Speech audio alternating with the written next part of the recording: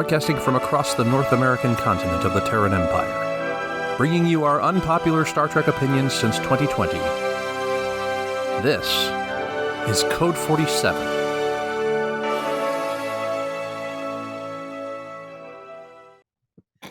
And we are back. Secret Friends Unite podcast. I'm here with these two idiots. My supremely awesome guest host. But at any rate, this is episode 44 of the Code 47 podcast on the Secret Friends Unite podcasting network. I am here with the Giggle Twins, my transporter accident co-host, Lieutenant Commander Rarin. That would be Rich and Aaron. How are you two troublemakers this fine afternoon? I don't like being called idiots, especially since my name clearly says the smart one. And then Rich is the handsome one. I mean, clearly. I think it says Manuel. I think it says Manuel. Yeah, Manuel E. Bothans. Oh my gosh. Well, for folks who are tuning into the Secret Friends Unite YouTube channel, this is our first episode where we are in video. So you are seeing us. Maybe it's what you expected. Maybe it's not what you expected. Maybe you don't care. I'm not a judge of such things. I know what I like. You like what you like. If you like watching videos, here we are. So this is going to be our new format. We're also debuting, if not with this episode on video. Aaron's got to stop smoking crack. Aaron, stop that now. Sorry. We talked about this. No crack smoking on air. Okay. No, we talked. So we'll be debuting with the video portion of this will be a new intro, outro, theme song, and voiceover. But with the audio part of this, it will probably be the old one. But we'll see. It'll be a surprise. They will have already known that because when they watch the episode, they'll hear the new intro. Right, but you know what? I got to have something to do to explain it. But regardless, let's hop in. We are now just a couple of weeks away from a format change for this show. We're going to bring you something a little different next week, and then starting the week after that, we have Star Trek Lower Decks starting season 2. We're going to feature that episode as our main segment, and then we're actually going to test bed our new ongoing second segment as a full episode next week. But I'm teasing that because I don't want to give it all away. Don't you guys agree? It's be our little secret. Who touched you? I mean, we don't have time for that, but we do have time to talk about the second film in the Star Trek The Next Generation dynasty of films, 4 films, commonly considered to be the pinnacle, Star Trek First Contact. This came out in the fall of 1996. If I was any good at my job, I would have looked up and given you a date, probably given you some box office numbers, but you know what? That's ordinary and predictable. I don't really care about that. That's okay. So I remember this as being really super cool. This is debuting not only a new Enterprise, because we lost the Enterprise in Star Trek Generations, which we lambasted several episodes back. We also get super cool new uniforms, which also transition over to being on TV, because you saw them on Deep Space Nine, but not Voyager. And people said, why didn't the Voyager people have new uniforms? Hey, you know what? That's a lot of energy for everybody to turn in their uniform to get a new uniform. It's too much laundry. You can call Voyager the too much laundry ship. Well, how would they know to get new uniforms if they're in the Delta Quadrant? Well, that's actually a really good point. They would know that. Well, I have an answer.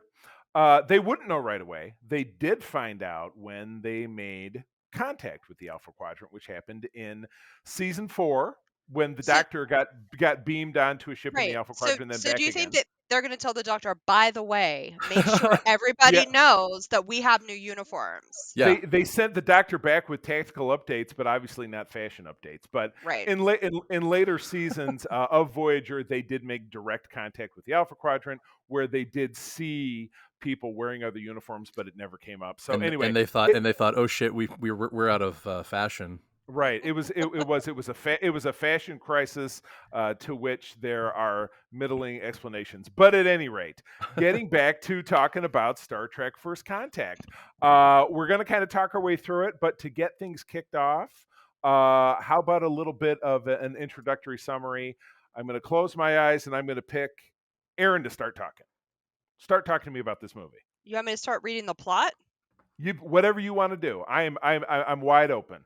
All right, I'm going to start by saying this is my favorite of the Star Trek films. And I did not decide that until I rewatched it because I was like, oh, I like these ones the best. This one I definitely like the best. Um, the doctor's in it. Yeah. Mm-hmm. You get to see him in the beginning, and I thought it was a nice story, especially with all like the myth that's been and lore that's been built up about Zephyr Cochrane. So you finally get to see him. Mm-hmm. So that's really nice. Anyway, I'm going to start reading this plot. Yes, please. In the 24th century, Captain Jean-Luc Picard awakens from a nightmare in which he relived his assimilation by the cybernetic Borg 6 years ago. He is contacted by Admiral Hayes, who informs him of a new Borg threat against Earth. Picard's orders are for his ship, the USS Enterprise, to patrol the neutral zone in case of Romulan aggression. Starfleet is worried that Picard is too emotionally involved with the Borg to join the fight. I get so emotional, Borgy. Borgy baby. I get so emotional, Emotional babe, Borgy. Borgy. That the name of the episode. Done. All right, keep talking. It's Rich's turn. I did my piece. Well, did anybody think that was a good idea for Starfleet? Keep him out of the fight? Not really, because by the time that he decides to blow off the orders and show up, everybody's dying. So maybe the thing that Picard does when he shows up and says, target these coordinates, and they're like, Data's like, but that's nothing. That's like, I'd be shooting them in the spare tire, and he would be like, just trust me, dude. That Trust could me, have the happened. spare tire is where they keep their balls. Yes.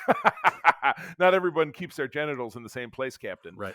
This whole thing could have been over in 5 minutes. So was it a good decision? Not so much. Plus the Admiral guy who contacts Picard at the beginning, you think his ship is destroyed, but he lives because you end up seeing him again in Voyager.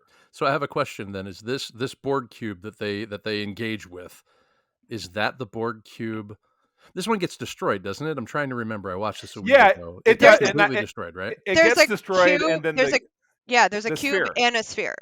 And the sphere Right. goes into the past, and Right, also the sphere gets goes into the destroyed. past, but the cube itself is destroyed, like Yeah, beyond they blow it up. reusability. Right. So the one that they're dissecting in Picard season 1 is not this No, Borg cube. no, not at Okay. all. Is No, it the one from Wolf 359? No. No? That one was also destroyed. This was another Borg cube. The sphere, and Richie, you won't know this, actually, in the past, when it gets blown up, falls and crashes. Somehow segments of it crash in the Arctic. And in the time of Star Trek Enterprise, a survey team finds it, and there's a pseudo Borg episode of Enterprise at the end of season. Oh, interesting. Okay. I'll Yeah, keep you watching might. that. It's called Regeneration. You might want to skip ahead and check it out. So, Maybe I'll but take a it look at is it is a pseudo sequel to this film. So anyway, all right, let's keep this train rolling. What happens now? All right. Learning the fleet is losing the battle, the Enterprise crew disobeys orders. Weird, right? And heads for Right. Earth, where a single Borg cube ship. What? A single Borg cube holds its own against a group of Starfleet vessels. Enterprise arrives just in time to assist the crew of the USS Defiant and its captain, the Klingon Worf. With the flagship now supporting them, Picard takes control of the fleet and directs the surviving ships to concentrate their firepower on a seemingly unimportant spare tire point on the Borg ship. Ooh, ouch. The cube is destroyed and launches a smaller sphere toward the planet. Enterprise pursues the sphere into a temporal vortex. As the sphere disappears, Enterprise discovers the Earth has been altered, is now populated entirely by Borg. Realizing the Borg have used time travel to change the past, Enterprise follows the sphere into the vortex. Point of order on the Defiant. The helmsman, who has a few lines because he's talking to Worf, says, "Yeah, everything's failing. Blah blah. Another ship's coming. It's the Enterprise." A very young Adam Scott, the actor. Is it? It, swear to God. Hand on a stick of Bibles. A stick of Bibles, stack of Bibles. Anyway, yeah. Oh, it's Neil McDonough is on the Enterprise. Neil McDonough That's is what the it was. helmsman on the Enterprise. Yeah, so you got a couple of young people who went on to have much bigger careers that got Right. their start in this film. So, yeah. So all right. So now they followed the Borg into the vortex. Aaron, what happens now? Oh, sorry, I got distracted. No, are you serious? I Go ahead. do that sometimes. Enterprise arrives hundreds of years in its past on April 4th, 2063, the day before humanity's first encounter with alien life after Zephyr Cochrane's historic warp drive flight sometime after Earth had been devastated by a nuclear holocaust of World War III. The crew realizes the Borg are trying to prevent first contact. After destroying the Borg sphere, an away team transports down to Cochrane's ship, Phoenix, in Bozeman, Montana. Picard has Cochrane's assistant Lily Sloan sent back to the Enterprise for medical attention. Hey, did you guys notice when you saw her, you're like, hey, wait, this is like the assistant lady from Scrooged? Yeah, and she played two different roles in Marvel. One in a Marvel movie, one in a Marvel TV show. So she's just everywhere. Yes, but yeah, Who is Alfred Woodard Al- in Marvel? she had a very brief scene at the beginning of Civil War where she was the woman waiting for the elevator who sticks the photo in Stark's hand and says, "You killed my son, Stark." And then on TV, the Netflix series Luke Cage, she was the main villain in season 2, I think, if you've not seen it.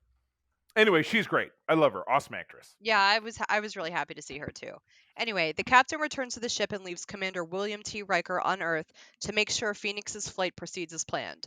While in the future, Cochrane is seen as a hero, the real man built the Phoenix for financial gain and is reluctant to be the heroic person the crew describes. He says He's he did it Jeff for Bezos. women. Doesn't he He's say Yeah, he did Jeff it for Bezos. women? Well, that's the that's the financial gain. Well, yeah, he did. He says money, and he wants to retire to an island with naked women. So money, buy an island. I don't know if you're going to buy naked women. I don't think that's that's a little untoward. It's not really very Star Trek, but yeah, it's revealed. Yeah, it's revealed in his conversation with Riker that he's the guy's kind of a dickhead. He And just drunk happens to a lot. and drunk. And he likes really bad music. Like they took like the worst Roy Orbison song ever written and they're like, this is gonna be his favorite song, and then they're like Ooby Dooby, I and I'm know. like, really? They would Okay. be like he loves Elton John and it's Crocodile Rock, which is I'm a huge Yeah, Elton John fan. I I'm not. loathe that song. Like it's absolutely terrible. So it'd be like if they were like la la la la la la all Crocodile Rock here. I would be similarly pissed. And I really like Roy Orbison too, but you're right. Of his songs, I was the least familiar with that one because it was not one of his songs that it's very palatable. Right. But anyway. I got nothing. I was just laughing at you. Okay, very good. Well, you're with up you. next. I was laughing with you. With me. All right. You're up next. Go on. All right. A group of did anybody notice that he's kind of like Jeff Bezos, right? He didn't go up there for any like he just went up there for financial gain, right? That's all Jeff Bezos cares about. Did you is also money. notice that the Way ahead of its time. rocket looked surprisingly familiar? like a long skinny wiener. Like Yes, if you very good. if like you Jeff put like Bezos rocket. yeah, it looked just like it. That's exactly Yeah. what I was thinking. I was seeing it take off. I'm like, oh, that looks very familiar. I feel like I've seen something like that recently take off for real. Oh my God. Goodness gracious. All right. Let's go. A group of Borg invade Enterprise's lower decks. Hey, lower decks, reference to what we're going to be talking about later. No, probably Nice. not. Very good. Very good. And begin to assimilate its crew and modify the ship. Picard and a team attempt to reach engineering to disable the Borg with a corrosive gas but are forced back. The android Data is captured in the melee. A frightened Sloan corners Picard with a weapon, but he gains her trust. The two escape. Wow. The two escape. You got that? Yeah, I got that. I got a problem here today, apparently. The two escape the Borg-infested area of the ship by creating a diversion on the holodeck. I like to see the holodeck in here. That was pretty cool, right? Yeah, it was yeah, cool. totally. And it was his favorite program, and yeah, it was a good sidebar. Gave us Ethan Phillips Neelix as a out of costume guest star. Right. Yeah, cool. yeah, and cool. it was also cool to see him be able to use it in the way like, oh, I'll turn off the safety protocol so I can actually kill them in here. Right, and it's good that works because their shields don't protect against that because it's bullets. I mean, obviously it worked on those two Borg, but if he tried to keep doing it probably wouldn't work out so great. But yeah, no, it was a great scene. Yeah, Picard, Worf, and the ship's navigator, Lieutenant Hawk, travel outside the ship in spacesuits to stop the Borg from calling reinforcements by using the deflector dish. But Hawk is assimilated in the process. Poor Neil McDonough. Womp womp. Burp burp. As the Borg continue to assimilate more decks, Worf suggests destroying the ship, but Picard angrily calls him a coward, infuriating Worf because of his Klingon heritage. Sloan confronts the captain and makes him realize he's acting irrationally because of his own past and with becoming Locutus. And then he shames her for never actually reading Moby Dick. Right. He just kind of smirks at her. I don't know how much I would call that shaming, but yes, she kind of threw that in his face, and then he was like, "Actually, I never read it," and he was like, "Huh." So yeah, okay, it was implied. He was standing in judgment. I get that. He had every right to. Yes, really, that was pretty lame. So yeah, so Well, she read like the back cover of a Cliff's Notes, and that's how she was able to kind of shove that in his face. But it worked. it's true. It did work.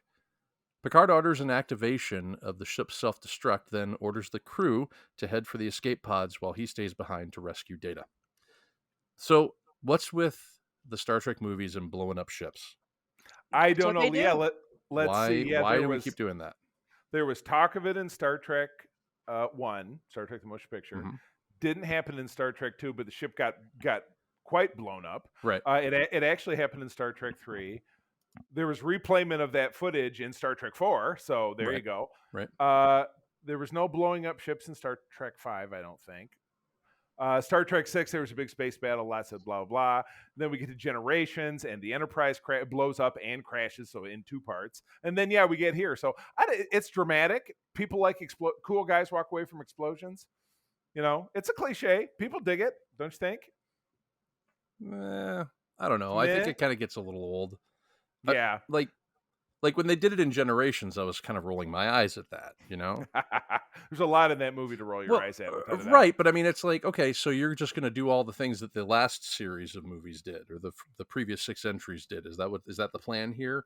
But I think they do it to better effect with this. You know, they kind of Right. threaten the idea and then they don't do it. But Right. you know, I don't know. I don't know. It's kind of a tired. I- It's like, look, it's like you're fridging the ship. That's what it is. You're fridging the ship. You've heard the term fridging, right?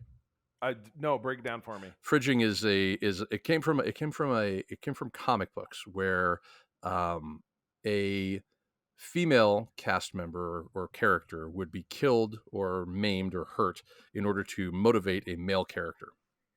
Oh, well, I mean, the taking the female part out of it, that was like in the Avengers movie with Coulson. Right. You know, it was Right. like, but they were very heavy-handed with that. Like, oh, they killed Coulson. Well, now we're gonna go for it. And for better or for worse, that was Joss Whedon turning that on its head. Just, you know, he's just so clever. Just ask him. So some of the stuff that I really feel like this lengthy synopsis that we're reading doesn't touch on is what's going on between Data and the Borg Queen right now. Oh yeah, it's hypersexual. Absolutely. It's hypersexual. She's like actually, grafting skin on it and like blowing on it in a sexy way, and he can feel it because she reactivated his emotion chip. And I think they allude to the fact that she has sex with him. Yeah, Yeah. you're right. It's very yeah. No, you're absolutely. And this So goes even though, on and on and on. And I mean, so it's like android rape happening. It's really uncomfortable. but is it really? I mean, well, you know, but he was as we find out, he was faking her out. So was he? Yeah. It's not really rape if he was faking her out, you know, because he was kind of using her. So is it No, reverse? absolutely not. If Not you Borg rape. if you're a woman and you're in a dangerous situation and you have sex with somebody to get out of it, it's still a rape. So yeah, okay, it's a valid point. well, I It's a valid mean, point. If that you're if that still is the if that is the only way that you can get out of the situation you're in unharmed, it's a rape. Right. Okay. Wow. That's at a level I never really considered. But holy Well, cow, well, you're not a woman, so you don't have to think about that kind of stuff. that's very true. That's very true. All right. Speaking of, where do we leave off? I We left am off- reading this paragraph right here. You guys ready? Okay. I think Do so. it. As Cochrane, Riker, and engineer Geordi LaForge prepare to activate the warp drive on the Phoenix, Picard discovers that the Borg Queen has grafted human skin onto Data, giving him the sensation of touch he has desired so that she can obtain the android's encryption codes to the Enterprise computer, and they listen to that Steppenwolf song. Then, yes, not on the Enterprise, but on the See, at least that's a rockin' tune. I got you. Not Ooby Yeah, Dooby. I'm not down with Ooby I Dooby. didn't think that one was bad, but pretty much the rest of his taste in music was bad. But I liked how they cued that in, and it's not Yeah, one of my and favorite songs, but I thought it worked. and it's great to know that after the nuclear war, we're going to go back to weird plastic discs in order to play a single song. Because I told you. yeah, he was like, wait, I forgot it, and he Okay, pulls out this like but maybe weird disc or he's whatever. like, you know how now people are like, "Oh, I love records. I'll only listen to records." Right, Maybe like they've moved beyond that, but he's nostalgic for this like specific technology that had just like a niche a while ago with good sound right, quality. So right. he's just like, I'm gonna use this. It's like if you put an 8-track player in your car now. Oh my god, yeah. How would you even do that? You have It's to so go to a retro. junkyard Yeah. and dig it out. Oh my goodness. All right. So Data is with the Borg Queen. Now Picard's in the mix. Or Picard gets in the mix. That's what happens next. So let's keep her moving. Well, real quick. Please.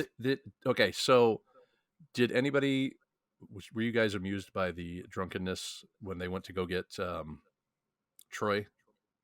Oh yeah, yeah. At the beginning of the movie where When she she's Yeah, was like, really drunk. yeah, she was she, all like drunk Yeah. because she was the only way that he would talk to her is if he would drink with her, and well, right. it was I was kind of amused by that, but I really love Troy. I think she's a great character anyway. So, Me but too. Yeah, they don't really mention her at all in this mm-mm. synopsis, but she's there like most of the time because that's the whole story that's going on Earth. Yeah, Are the Right. Yeah. three of them with Zephyr Cochrane, so Right, well, right, and you also get a cameo from Barclay, which is the only time that he yeah, appears outside of being his guest stints on Voyager. It was weird. He did his first Voyager guest stint at the end of season 1 / beginning of season 2 because of that weird melding. You saw him there, but he was a hologram. Then you catch up with him all the way in season 6 when he's back on Earth. I heard that Not guy's a only huge Republican, by the way. Oh, Dwight oh, Schultz? I have never heard that. All right, we're not talking about him anymore. We're out. Google it. Google it. Boo. All right. So, okay. So, moving on. What's going on now? although Picard, not Picard, although We- Picard offers himself to the Borg in exchange for Data's freedom, and willingly well, that's a crappy sentence. They're Although all Blah, Picard crappy. offers himself to the Borg in exchange for Data's freedom, and willingly become Locutus again, according to this. blah. Data refuses to leave. He deactivates the self-destruct and fires torpedoes at the Phoenix. At the last moment, the torpedoes miss, and the Borg Queen Hey-o. realizes that Data has betrayed her.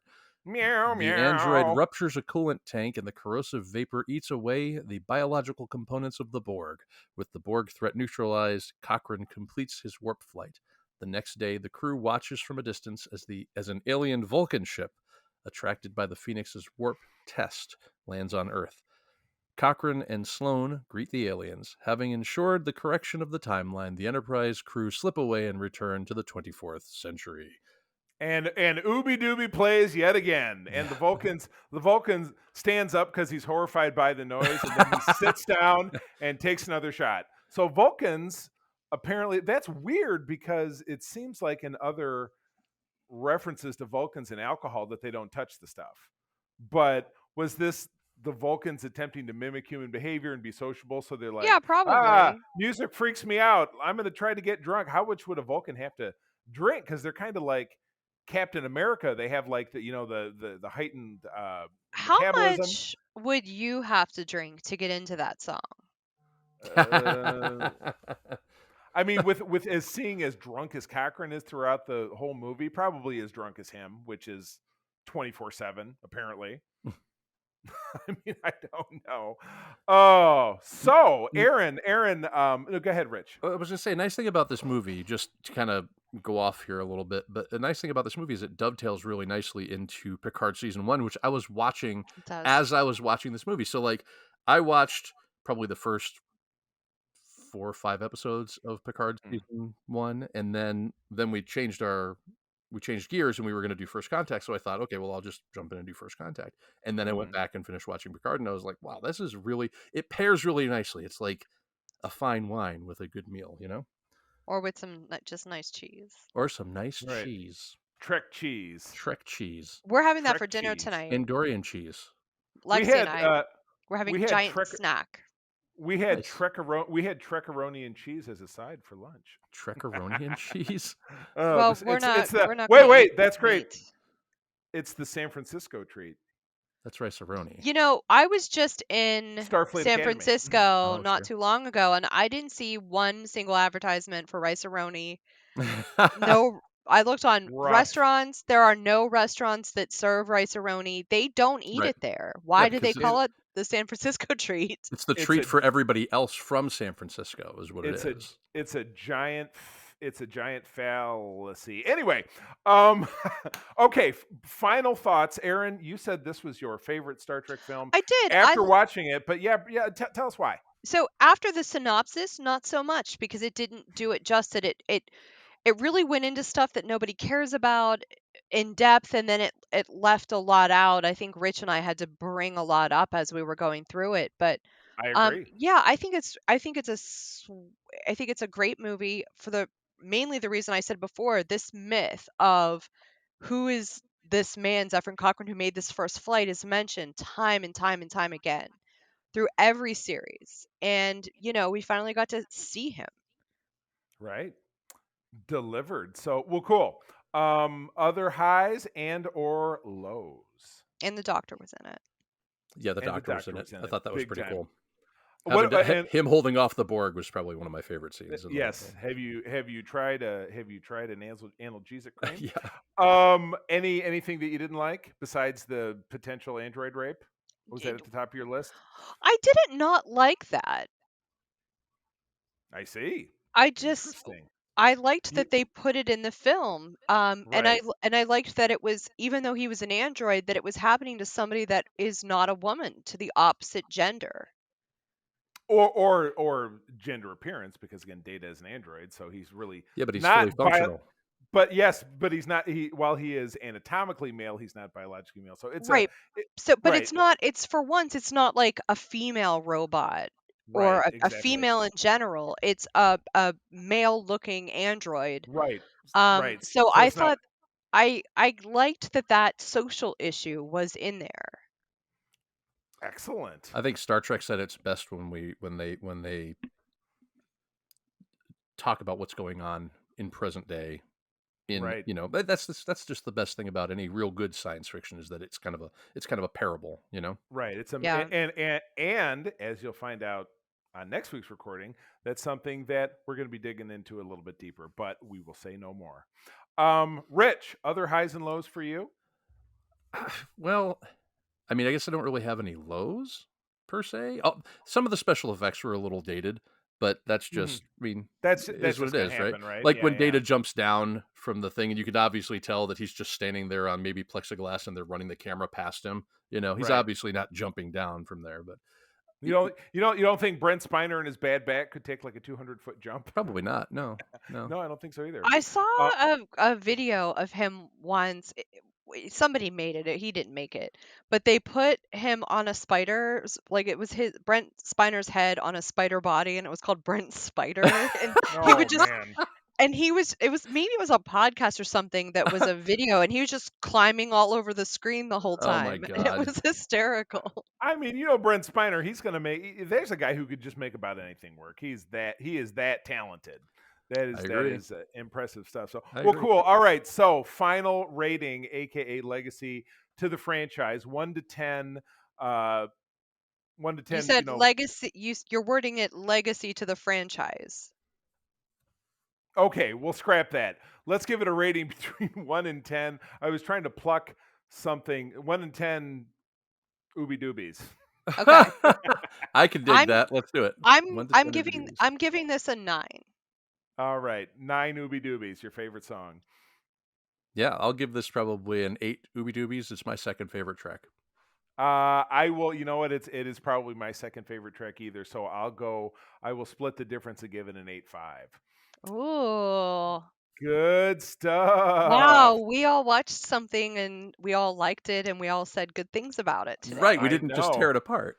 That's Yeah. kind of Please note- encouraging. Yeah, please note the date and time in the ship's log. All right, moving on to the news. So we got two stories here, courtesy of TrekMovie.com, the unofficial official news home of the Code 47 podcast. Star Trek Strange New Worlds first season wraps production, and Anson Mount, who is the father of Lexi, Aaron's daughter, That's hopes That- TOS fans baby daddy. will be pleased. So looks like filming began in February and is now wrapped up here in the month of July over there in lovely Toronto, Ontario, Canada. We do know from the story that we were talking about last week that there was some second unit shooting happening in New Mexico. So I'm very excited to see kind of how that turns out. So Anson Mount went ahead and tweeted that everything is wrapped. And that he's really hoping that fans and being patient will be pleased with what they see. So, but what would be super great, and we don't actually get any confirmation of, is when we're going to see a damn trailer. If you guys have wrapped, you got to have something. And again, you can scroll through this article, and there's pictures of dogs, and there's pictures of Spock wearing earmuffs, and that's all really exciting. But when I get all the way down to the bottom, they really echo my hope. It says, with Comic-Con 2021 behind us, which was last week, and it was their YouTube channel running for one day. And to be honest with you, I think that's the greatest, as opposed to flying to San Diego. And I know it's a great experience, but being kind of crammed into a hall with 50 billion people, I like just watching the panels on TV. Made me feel you don't like I like was the body odor? Trust me, no matter what, there'll still be body odor at any local show you go to. It may not be I had to smell California body style, odor all through my dinner last night. right? But you know what? If there's a body, there is the potential of odor. Well, I'm just saying, like, you didn't want to go to Comic-Con International and experience the body odor firsthand. And get the stank on. You know what? That's one Maybe thing that they someday. can't bring through a computer. The only thing worse than convention body odor is when you go to one of those like symphonies that are doing the music of Zelda. I took my daughter to that. Oh my god! It was. I got that beat. Hold on. It was a smell to peel paint. I'm sure. If we're doing, I was trying to breathe through my mouth and I could like taste it. It was that bad. It was disgusting. Ketchup and onions. I feel like we're doing Jaws scar comparisons, like in that scene in Jaws. But I have that beat. I got that beat. Theme park body odor. Ooh, because it's outside and sweaty. At least Halloween Horror Nights. At least you're outside. Oh God, no! But see, the thing is, when I go to Halloween Horror Nights in Orlando every year with my wife, we're going in October. Wish us luck. Yeah. Frickin' COVID land, but you're not just outside. You get crammed, and it's wall to wall people, and you're crammed into these houses and these like little conga lines, and you're walking behind all these people, and you're like this close to them. And so that's worse than being stuck in an opera house in your seat where you can't move, surrounded by body odor. I don't know. Maybe. Wow. Maybe For I think 2 maybe you got hours. the beat. Maybe you got that beat. Yeah. Yeah. This is a fascinating study in body odor. But it's also in Florida in the heat. So. Oh yeah, it is hot. And plus Florida. But at any rate, Comic-Con is passes by. The next event of magnitude with Star Trek is going to be Star Trek. It would be either Star Trek Day, which is on September 8th. That obviously commemorates. It's going to be HoloCon 2021, but by the time this comes out, that'll be over. What? That's what? Right. Yeah, we hope you all enjoyed HoloCon 2021. Yes, absolutely. So, at any rate, we're hoping to see it then, or potentially in the month of August at the 55-year Mission Convention, unofficial convention in Las Vegas. I don't think when I plugged it last week, I said that Martok was going to be there. Well, we didn't you can know that say at that point, did we? Yeah. I'm sure if I'm going to say this now. Ha, you guys missed Martok.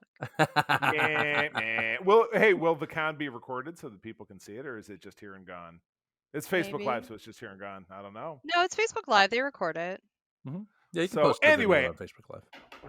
Anyway, I'm super fired up about this. So more news as it comes to This it. is this is what you're fired up about. This next one we're about to look at. No, what I was just talking about. But since Oh, okay. you already jumped in, why don't you take this one? This is all you.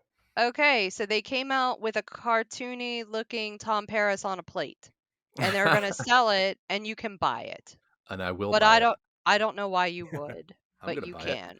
It's going to go really nicely with my other Star Trek plates and my Indiana Jones plates. Do you for real? Because that was such a big thing, like Franklin Mint or whatever back in the 90s with the TNG plates, and Go put they it were in really your knick-knack closet. Exactly. I mean, we have one, like a curio hutch here in the dining room where I record. It's got a bunch of my wife's stuff in it, but boy, to stick a Tom Paris plate in there. Now, my favorite part of this is if you scroll down to the bottom and there's a post from Star Trek Unlimited, which is going to be this new vendor that's selling this kind of stuff. I saw that. They have the alt plate of Tom as a lizard from the episode Threshold. I saw that online. It was cracking me up. This, I mean, to be honest with you, I would buy this. Yeah, I would first. too. I would actually buy this one, not the cartoony one. Oh my gosh! Exactly. I mean, that's pretty sweet. Yes, if you've never seen the episode, Tom Paris does a test flight where he hits warp 10. It turns him into a lizard. He eventually escapes the ship again, but kidnaps Janeway, does the flight again. So she becomes a lizard. The two of them end up on a planet together. They reproduce, and so even though then they abandon. Wait. Then they abandon their children. Yeah. Wow. They're right. So, but bye, Felicia. One of the best episodes of Voyager. Yeah. is much ballyhoo to be not that. So at any rate, that is the show. So who's taking us out? I'm going to pick. Yeah, that's it. Who's taking us out? I felt like there was going to be more pomp and circumstance. What? Charlie, when we're done with the outro, I want to talk to you about that shirt you're wearing. Oh, please. But you know what? Okay. Business before business. Go ahead, Rich. All right. For more information about Starfleet International in Michigan and beyond, please visit the USS Grand Petoskey and the USS Nomad on Facebook. Oh, yeah. This video was actually produced by Todd Oxtra. I got to give him a little bit of credit, but the audio is produced by me. Friends, thank you as always for joining us. We are part of the stalwart Secret Friends Unite podcasting network. As you've been listening to Code 47, we talk about Star Trek. Co-op Mode bi-weekly talks about video games. On the opposite week, myself and Mark Carabin are talking about Star Wars. And every Friday since 2014, your original guide to the geek side, Todd Oxtra, and myself talking about geek culture in general on the Secret Friends Unite Prime podcast. All of our episodes and great original content can be found over at our website, secretfriendsunite.com. Pop on over there and check us out. You can find us on Twitter at SecretFriendsU. Let us know what you're enjoying. We'll talk about it on the show. And as Aaron mentioned, I'm wearing this fabulous t-shirt, which you can now see. Because where did you get that? I will tell you where I got it. I got it on a little website called T Public. Now, I love it. This is a baseball style long long sleeve tee. They've got great ringer tees. They've got regular tees. They've got tank tops, notebooks, stickers, magnets. And any color or just certain colors? Lots of different colors. All colors of the rainbow. Your colors may vary, so not every item has every color. But at any rate, that's all there to be found. So you go to TeePublic, you search Secret Friends Unite. Proceeds from that do actually make the podcast possible. So please go and I'm going to go right now. I believe you. Look at it, and you can see that she's doing it. So, friends, as always, thank you for joining us. I'm going to tell you, as always, that sharing is caring, and to keep on trekking. Qapla'. Resistance is futile. Oh, wait, no. The line must be drawn. Ha! Code 47 is part of the Secret Friends Unite podcasting network. Visit secretfriendsunite.com for our great shows, articles, news, reviews, and more. Secret Friends Unite podcasts are available on Apple, Google, Spotify, or the podcast platform of your choice. If you would like to be part of the conversation, visit our new Discord server, or join us on Facebook, or follow us at Secret Friends U on Twitter. Please subscribe to Secret Friends on YouTube, and don't forget to visit our merch store at tpublic.com. Just search Secret Friends Unite. Thanks for listening.